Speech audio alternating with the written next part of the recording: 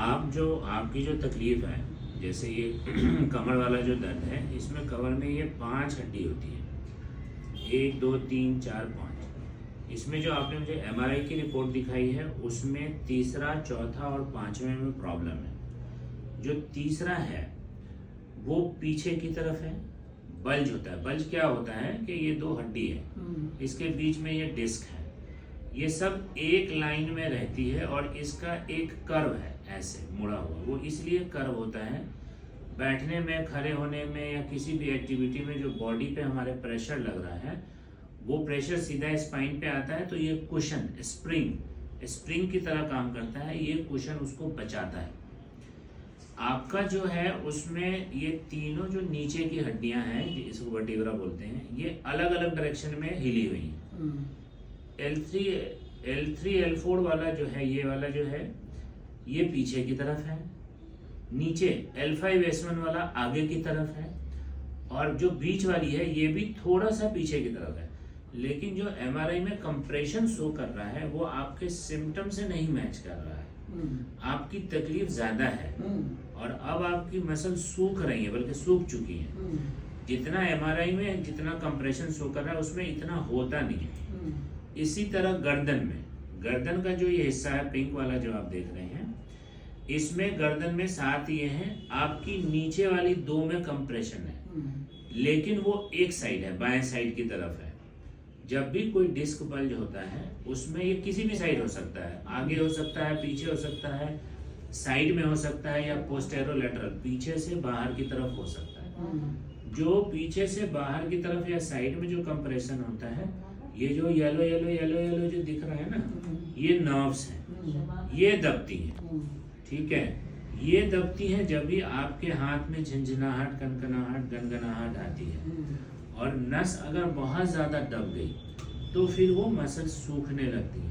अब उसमें जो भी आपकी जहाँ कहीं भी ट्रीटमेंट हुई है, उस ट्रीटमेंट में उन्होंने कैसे ट्रीटमेंट मतलब कैसे इनिशिएट किया है ये तो हम नहीं जानते, लेकिन हम यहाँ ये कर सकते हैं, क्योंकि काफ़ी 3 साल हो गया, तीसरा साल चल रहा है आपकी इस प्रॉब्लम का, तो हम फिर बेसिक से शुरू करेंगे और इसमें टाइम टू टाइम फिर मशीन चेंज करेंगे। जैसे आपको आराम मिलेगा, आराम नहीं मिलेगा, वो आप हमें बताएंगे, उसके अकॉर्डिंग फिर हम इसमें चेंजेस करेंगे। बट इसमें थोड़ा सा वक्त लग जाएगा। वो इसलिए लग जाएगा कि थोड़ा पुराना है और आपको तकलीफ थोड़ी ज़्यादा है, तो रेगुलर आना आपके लिए बहुत ज़रूरी है।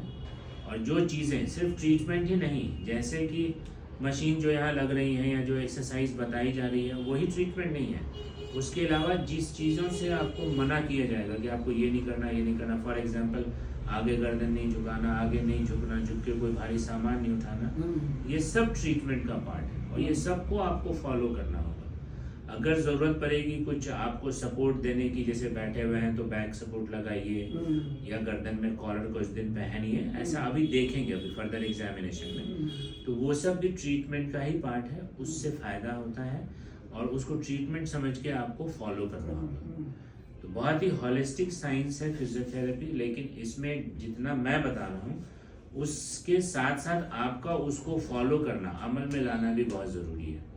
जब तक पेन, झंझनाहट, कनकनाहट, गनगनाहट ये आपका 50-60% कम नहीं होगा, हम एक्सरसाइज आपको ना एडवाइस करेंगे और ना ही शुरू करेंगे। फिर जब हम एक्सरसाइज आपका एडवाइस कर देंगे और शुरू कर देंगे, तो उसी एक्सरसाइज को घर पे 1 बार 2 बार फॉलो करना है। एक्सरसाइज जो होती है वो मसल स्ट्रेंथनिंग के लिए होती है, मसल में ताकत लाने के लिए होती है। लेकिन पहले पेन का, झंझनाहट, कनकनाहट, गनगनाहट का कम होना और जो बेचैनी आप बता रहे हैं उसका कम होना ज़रूरी है।